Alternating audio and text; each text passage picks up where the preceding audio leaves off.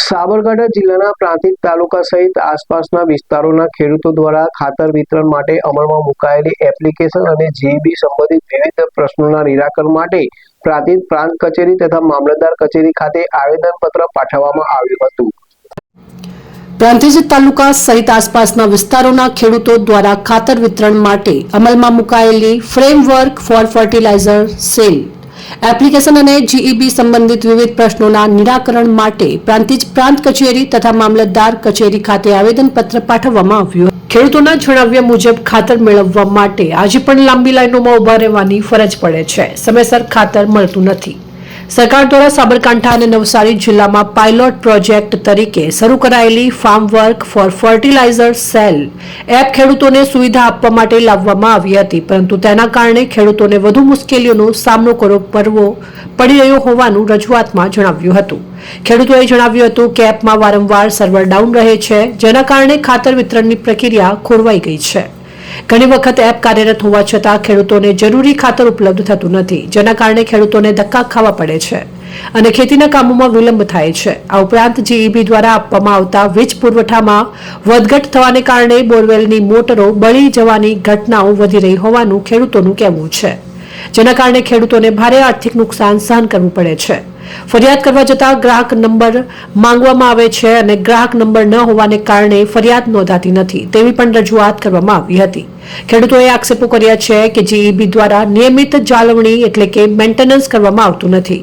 પોતાની ભૂલો સ્વીકારવાને બદલે ખેડૂતોને જ હેરાન કરવામાં આવે છે। બીજી તરફ મંજૂર લોડ કરતા વધુ વીજ વપરાશ જણાય તો ખેડૂતો સામે તાત્કાલિક દંડાત્મક કાર્યવાહી કરવામાં આવે છે।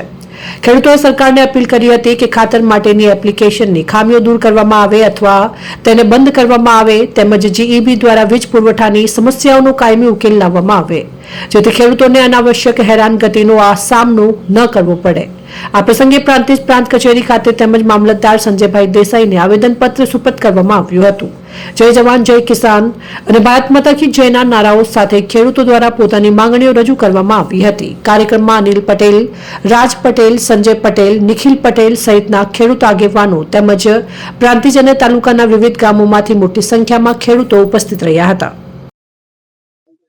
અમે આજે આવેદનપત્ર આપવા આવ્યા હતા તો સરકારશ્રીને નમ્ર વિનંતી છે કે ખેડૂતને જે ખાતરની એપ ચાલુ કરી છે તે એપ રદ કરે અને ખેડૂતને સમયસર ખાતર મળે એવી અમે તમારી સમક્ષ રજૂઆત કરીએ છીએ। અને બીજું કે જીઈબીના પાવર વિશે જે વાત કરી, અમે આવેદનપત્ર આપ્યું તો જ્યારે અમારો મોટર વધારે પાવર કાઢતી હોય તો અમને દંડ આપવામાં આવે છે અને જ્યારે એનો પાવર વધી જાય છે તો મોટર બળી જાય છે તો એનું નુકસાન અમને કોઈ વળતર મળતું નથી। તે વળતર પેટે અમને રકમ ચૂકવવામાં આવે એવી આશા રાખીએ છીએ અમે। જય જવાન જય કિસાન। હું એક ખેડૂત પુત્ર છું કે જે આજે અમે ખાતર લેવા જઈએ મલ્ટીપર્પઝ સોસાયટીમાં તો સવારે અમે પેલા આધાર કાર્ડ લઈને જતા હતા, અંગૂઠો આપતા તારા મને ખાતર મળતું હતું। અત્યારે જે એપ આવી છે એ અમારા એપમાં એક તો સર્વર ડાઉન હોય તો બી અમને ખાતર મળતું નહીં, તો અમારી લાઈનમાં સવારે 7:45 તો અમારે લાઈટ આવે તો અમારે પોણી વારવા જવું કે લાઈનમાં ખાતર લેવા ઉભું રહેવું, તો આજથી 2-3 કલાક રીતે અમારું અડધો કલાક થાય પછી અમારું એપ સર્વર કમ્પ્લીટ કરે પછી અમને ખાતર મળે છે। અને જે જો અમે ખાતર લેવા એક દારો એડવાન્સ નોંધાઈએ તારા બીજા દિવસ અમને ખાતર મળે। જો આ સમસ્યા રહેશે તો ખેડૂત પૂરેપૂરો પાયમાલ થઈ જશે। અમે ઓલરેડી ખેડૂત પાયમાલ થયેલો છે અને જો આગામી સમયમાં અમને ખાતરની તકલીફ પડશે, જે આ એપ છે એ મહેરબાની કરીને સરકારશ્રીને રજૂઆત કરીએ છીએ આ એપ નાબૂદ કરે અને ખેડૂતોને જો અમે ખાતર ખાવા તો લઈ દેતા નથી, અમે ખેડૂત છે તો ખેતરમાં નાખવા જ લઈ જઈએ છીએ। જે 2 નંબર કરતો એના ઉપર તમે ગુનો બનાવી શકો છો, અમે 2 નંબર કરવા વાળા છે નહીં। અને ખેડૂતના જે સમસ્યા છે આજે 45-46 ડિગ્રીમાં અમારે ખાતર લેવા ઉભું રહેવાનું કે પોણી વારવા ઉભું રહેવાનું, જો સરકારને અમે આ વિનંતી કરીએ છીએ કે આગામી સમયમાં આ એપ ડાઉનલોડ કરે અને જો અમારે ડીઝલ લેવા જઈએ તો અમને કેલબામાં ડીઝલ નહીં આવતા, તો અમારે ખેતી કરવી તો પછી ટ્રેક્ટર લઈને સ્પેશિયલ અમારો ટાઈમ બગાડી નહીં આવવાનું। જો આગામી સમયમાં આ ડીઝલ આવે સરકારશ્રીને રજૂઆતે કરીએ છીએ કે અમને કેલબામાં ડીઝલ આલે। અસ્તુ।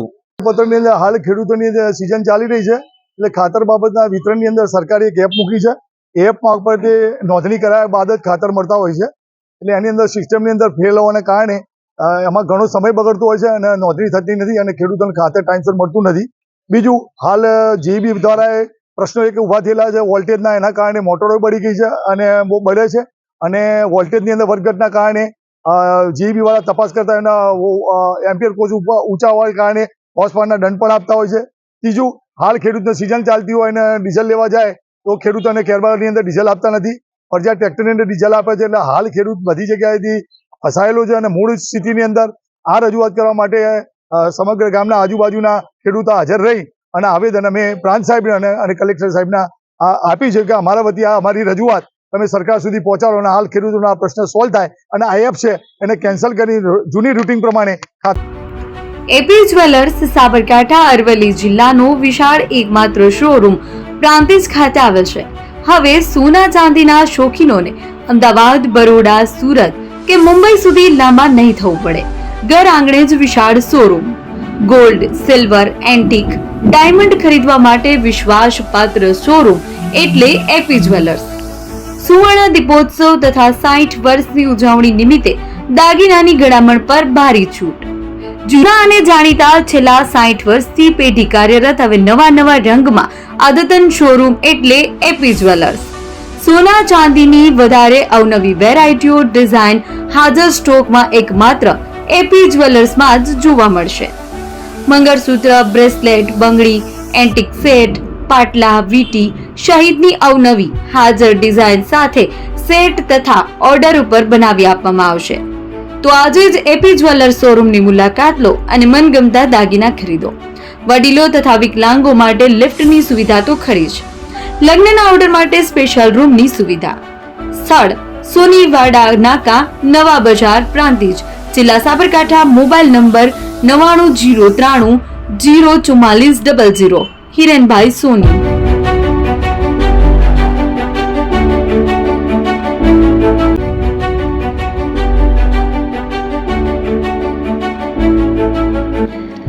છાસવાલા આવી ગયા છે હવે પ્રાંતિજમાં. પ્રાંતિજ તથા તાલુકાના લોકોને હવે અમદાવાદ, ગાંધીનગર કે પછી હિંમતનગર સુધી લાંબા નહીં થવું પડે. ઘર આંગણે જ છાસવાલા આવી ગયા. લચ્છી, છાસ, દહીં, પનીર, મઠો, ઘી ફેમસ, જેથી જ છાસવાલા નામથી જાણીતા છે.